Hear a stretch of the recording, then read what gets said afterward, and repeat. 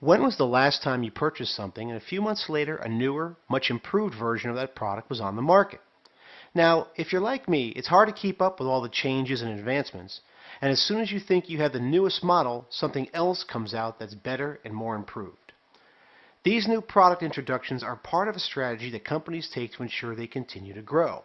Just like a plant, if a company does not have a process to continually help the plant grow, it will die. New sales and new markets are a critical aspect of sustaining growth for any company. And that is why companies develop products to ensure they can continually penetrate existing markets and potentially enter new ones. Product development is the improvement of existing products or the introduction of new products into a market. You see, companies realize that the tastes of consumers in the market are ever changing, and in order for these companies to not lose ground, they need to stay current with those changes. A great example of this is a cellular phone manufacturer. These companies realized that a phone is not just a verbal communication device, but also needed to be smart and tie into all sorts of other communications and entertainment. Now, we can text, use a GPS, get our emails, and even video conference someone on our phones. These advancements came as a direct result of product development. It's easy to see how these changes made phones more attractive to the consumer, thus spurring sales and business growth.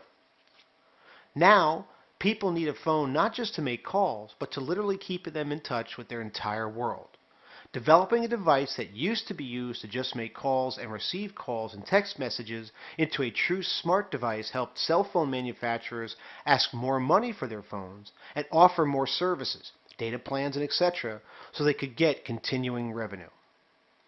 Companies do not just get up in the morning and say that we're going to make a new product. Instead, these new products are usually a result of an exhaustive effort of market research.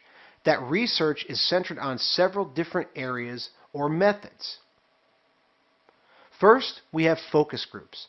Companies will bring a group of customers into their offices and ask them questions about their products, what they like and do not like, what they would think of a competitor's product.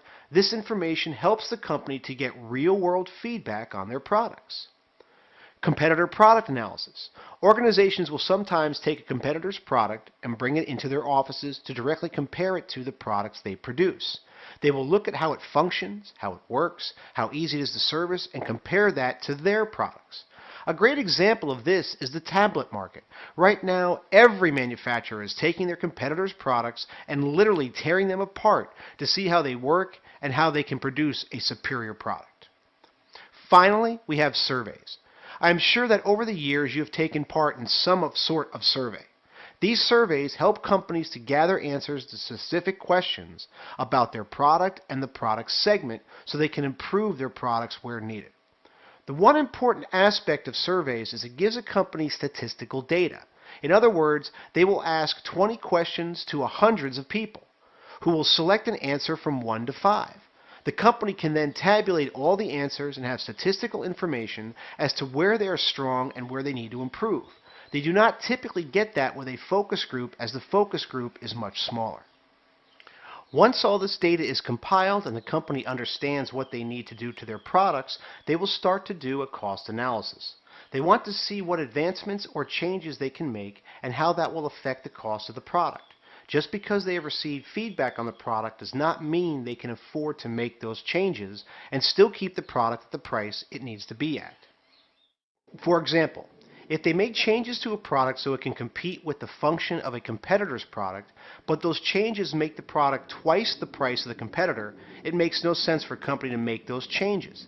They have to make the changes, indeed survival might depend on it, but they cannot make those changes and price themselves out of the market. Think if Android came out with a tablet that had all the features of an iPad, but was $200 more. Would you purchase it? You might, but only if those features in your mind were worth $200 more. If they were the same features, you probably would not purchase the product. In addition to this, the company has to think about marketing the new improved product, but they have to tell the world it is new and improved, and that takes money. All these aspects come into consideration when we are looking at the cost to further develop a product. Growth can come from two areas as it relates to product development. First, we have increased market share. Market share is the amount of the market a specific product has as it relates to units sold. For example, If there were 1,000 total tablets sold in the U.S. and Mac sold 800 of them, they would have 80% market share. One of the goals of product development is to increase market share. Next, we have profitability.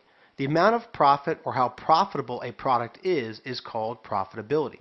You see, product development is not always about making a product better. At times, it can be about lowering the overall cost to make a product so it is more profitable to the company. The company can then use that extra profit however they see fit. The ultimate goal is to have a more profitable product that more people will buy. That cannot always happen, and what a company will do is calculate ROI, which is return on investment, to see if the development of the product is worth the return. ROI is the performance measure used to evaluate the efficiency or attractiveness of an investment. What companies will do is look at the potential increase in profit dollars from the product development, subtract the cost to actually make the improvements, then divide that answer by the cost of the investment. This calculation gives the company a percentage of their ROI.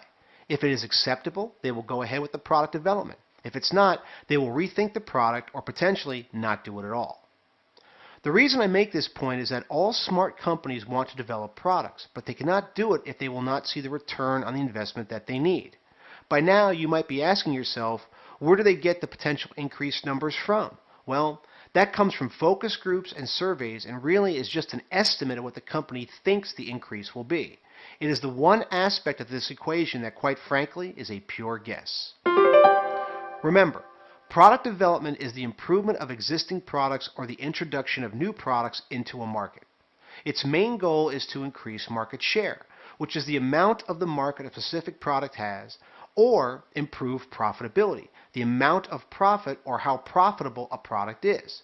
Without product development and a process or strategy to actually develop the products, companies would not know if the new product has a chance of success and if it will be a profitable venture. Growing that plant is not as easy as it looks.